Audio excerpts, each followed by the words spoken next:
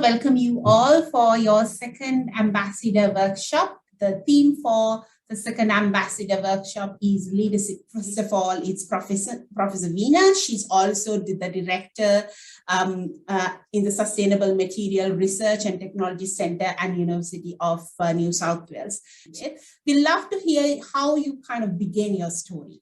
Where do you kind of link with STEM and how do you kind of work towards your leadership journey? I think for the international students, I would say that once the opportunity is presented wherever, I raised my hand, I didn't shy away. And that was, I think, what made the difference.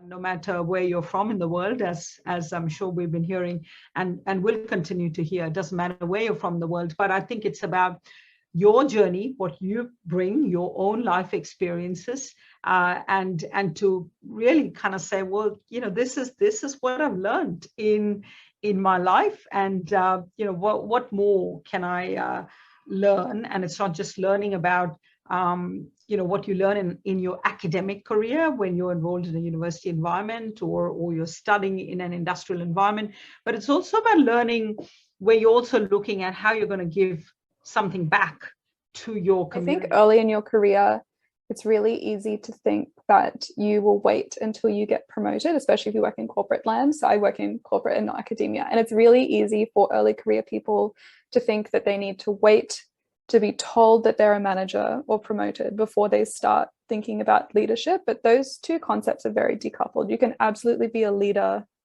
when you're not in management, and there are absolutely people in management who are not leaders. A diversity initiative, which is, they are only trying to think about it as opening the door, but you have to walk through that door yourself. I did my research, I did my dissertation, I was doing all the work equally to all the men in the lab as well.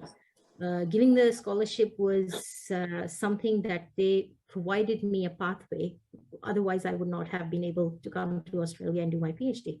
Later on, when I got the continuing position at Swinburne University of Technology, I again heard someone saying that this is because they needed a woman they needed to increase the number of women in their faculty as well. Working out what leadership actually looks like to you is really, really important, because then it won't ever feel like you're putting on a big leadership hat and going to do it. It will just feel like something you're already doing. So working out what that actually feels like for you and then your specific field that you're in is really important. And for me, that comes down to, there's a piece of art I have in my house. It says, be who you needed when you were younger. Think about what you can do to improve the space that would make it easier for someone else coming up. So the other panelists are doing a great job of this. This is what they probably would have wanted when they were students. So they're helping you out with that. So little things like this, that then you can feel like, even if you're not promoted to a management level, what are little things that you can do to help other people out that would have helped you, because you have a really good idea of what you've already lived through. So just improving that is a really easy place to start if you're not quite sure of how to get going with things.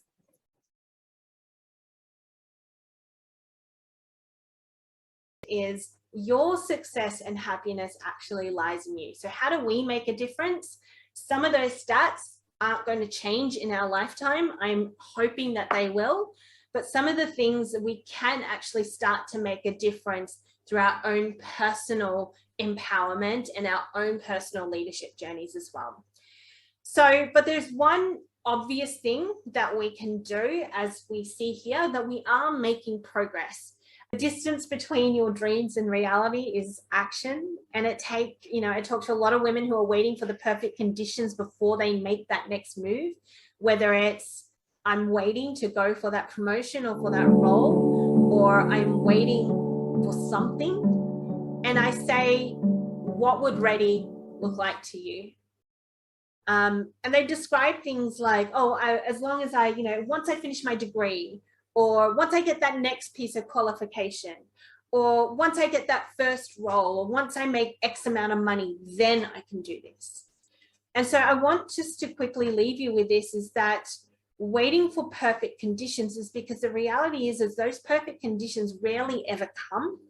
And that means we rarely ever make the moves that we say we're going to make, and that we never get started because we're always waiting.